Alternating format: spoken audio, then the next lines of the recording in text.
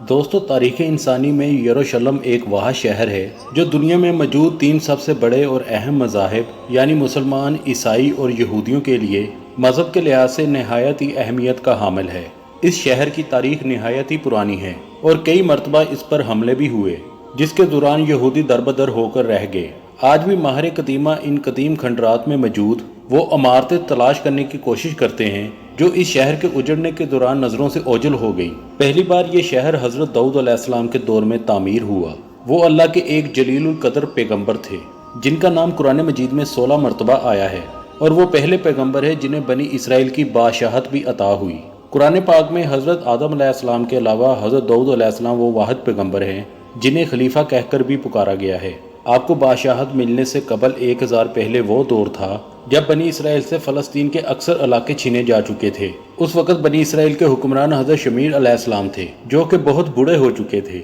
لہٰذا بنی اسرائیل نے دشمنوں کے مقابلے میں کسی بادشاہ کے لیے اللہ پاک سے دعا مانگی۔ یوں اللہ پاک کے حکم کے مطابق حضرت شمیل علیہ السلام نے 30 سالہ طالوت کو ان پر بادشاہ مقرر کرنا چاہا، مگر بنی اسرائیل نے انہیں بادشاہ تسلیم کرنے سے انکار کر دیا اور شرط رکھی جب تک تابوت سکینہ ان کے حوالے نہ کر دیا جائے وہ طالوت کی بادشاہت کی اطاعت نہیں کریں گے۔ دوستو، یہ تابوت سکینہ آخر کیا تھا اور بنی اسرائیل اسے اتنی اہمیت کیوں دیتے تھے؟ اس بات کو سمجھنے کے لیے ہمیں تاریخ میں بہت پیچھے جانا پڑے گا۔ دراصل یہ لکڑی سے بنا ہوا ایک صندوق تھا جو حضرت آدم علیہ السلام پر نازل ہوا تھا اور پوری زندگی ان کے پاس رہا اور پھر بطور ریاست آپ کی اولاد کو ملتا رہا، یہاں تک کہ یہ حضرت یعقوب علیہ السلام کو بھی ملا جنہیں اسرائیل بھی کہا جاتا ہے، اور آپ کی اولاد بنی اسرائیل کہلاتی ہے۔ یوں آپ کے بعد یہ آپ کی اولاد بنی اسرائیل تک پہنچا۔ حضرت موسیٰ علیہ السلام اللہ کے جلیل القدر پیغمبر تھے اور وہ بھی بنی اسرائیل سے تھے، اور یوں یہ صندوق حضرت موسیٰ علیہ السلام تک بطور وراثت پہنچا۔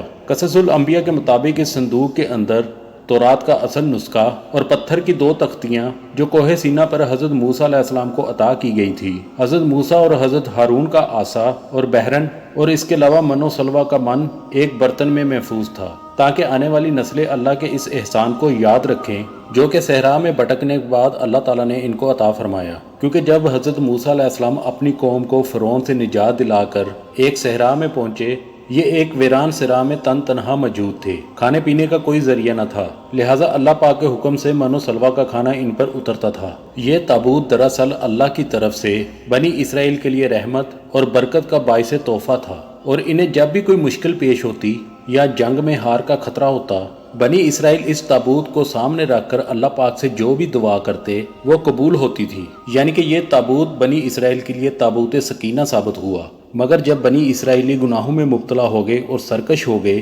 تو ان کی بدعمالی اور نحوست کی بدولت ان پر اللہ کا عذاب نازل ہوا، اور قوم عمالقہ کے ایک لشکر کے جرار نے بنی اسرائیل پر حملہ کر کے اسے تہس نہس کر دیا اور بنی اسرائیل کی تمام بستیوں کو تباہ کر دیا، اور اس صندوق کو بھی اٹھا کر اپنے ساتھ لے گئے اور جا کر اس صندوق کو گندگی والی جگہ میں پھینک دیا۔ اس صندوق کی بے ادبی کرنے پر قوم عمالقہ پر بھی اللہ نے اپنا عذاب نازل کیا، یہاں تک کہ طرح طرح کی بیماریاں ان پر مسلط ہو گئی، اور قوم عمالقہ کے 5 شہر جو دیکھتے ہی دیکھتے ویران ہو گئے۔ لہٰذا انہیں سمجھ آ گیا یہ جو کچھ بھی ہو رہا ہے وہ ان پر اللہ کا عذاب ہے جو اس صندوق کی بے حرمتی کرنے پر ان پر نازل ہو رہا ہے۔ لہٰذا انہوں نے فوراً اس صندوق کو تلاش کر کے بیل گاڑی میں ڈالا اور اسے بنی اسرائیل کی طرف روانہ کر دیا۔ اللہ پاک نے 4 فرشتوں کو بھیجا جنہوں نے اس مبارک صندوق کو اٹھا کر حضرت شمیل علیہ السلام کی خدمت میں پیش کر دیا۔ یوں حضرت شمیل علیہ السلام نے وہ صندوق بنی اسرائیل کے حوالے کر دیا، اور شرط کے مطابق یعنی تابوت سکینہ کی واپسی ہونے پر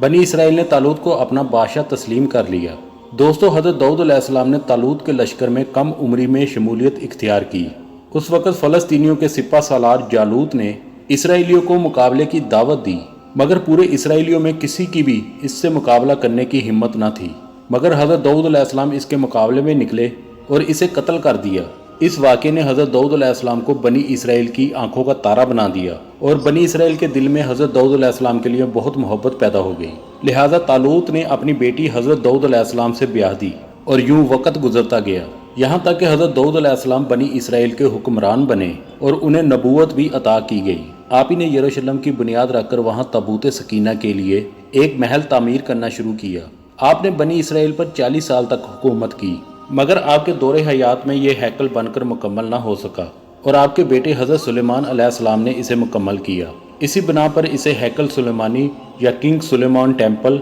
या फर्स्ट टेम्पल भी कहा जाता है। हज़रत सुलेमान अलैहिस्सलाम भी अल्लाह के पैगंबर थे और अल्लाह के हुक्म से जिन्नात को इनके ताबे होने और जानवरों की बोलियां समझने के मोजज़ात के अलावा इन्हें ऐसी सल्तनत अता की गई थी जो इससे पहले ना कभी किसी को मिली और ना ही कभी मिल सकेगी, जिसके लिए उन्होंने खुद अल्लाह पाक से दुआ की थी। दोस्तों, हैकल सुलेमानी की तामीर में 7 साल का अरसा लगा और यूं ये 410 साल तक कायम रहा, यहाँ तक कि हज़रत सुलेमान अलैहिस्सलाम के बाद बनी इसराइल के आपसी झगड़े शुरू हो गए, जिसके नतीजे में 2 रियासतें शमाली फ़लस्तीन में सल्तनत इसराइल और जनूबी फ़लस्तीन में सल्तनत यहूद कायम हो गई। ये दुश्मनी और खून रेज़ी एक तवील अरसा तक जारी रही, यहाँ तक कि 7वीं सदी कबले मसीह में हाशर फातहीन ने सल्तनत इसराइल का खात्मा कर दिया और यूं बनी इसराइल टूटकर सल्तनत यहूद तक महदूद रह गए। लिहाजा बाबल के बादशाह बख्त नसर ने सल्तनत यहूद को भी तबाह कर दिया और इस दौरान उसने हैकल सुलेमानी को भी मुकम्मल तौर पर तबाह कर दिया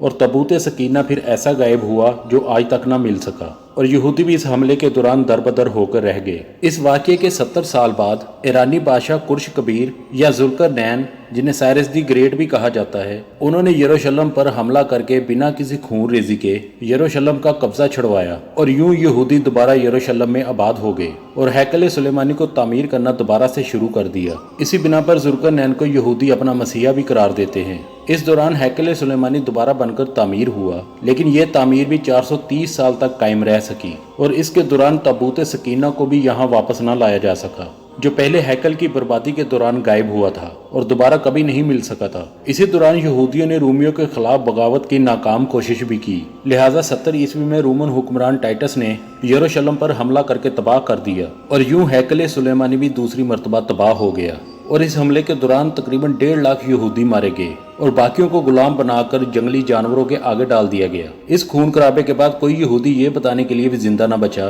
कि संदूक सकीना का क्या बना। मगर दोस्तों, आखिर ये तबूत सकीना कहाँ मौजूद है? इस मौजे पर दुनिया के मुख्तलिफ हिस्सों में मुख्तलिफ दावे सामने आते रहते हैं। मिसाल के तौर पर कुछ यहूदियों का इसके बारे में दावा है वो उर्दन के इलाके जबलुन नेबल के इलाके में कहीं मौजूद है और कुछ लोग इथोपिया में मौजूद गिरजाघर में इसकी मौजूदगी का दावा करते हैं और कुछ लोगों का ये मानना है कि यह मलका बरतानिया के तख्त के नीचे मौजूद है। गर्ज यह है कि दुनिया भर से मुख्तलिफ किस्म के दावे इसके बारे में सामने आते रहते हैं और माहिर कदीमा और यहूदी इसे ढूंढने की हर तरह की कोशिश कर रहे हैं, मगर दर हकीकत ये इस वक्त कहाँ मौजूद है ये अल्लाह रब्बुल इज़्ज़त के सिवा कोई नहीं जानता और जब तक अल्लाह पाक इसे खुद न जाहिर करना चाहे इसे कोई भी और कभी भी नहीं ढूंढ पाएगा।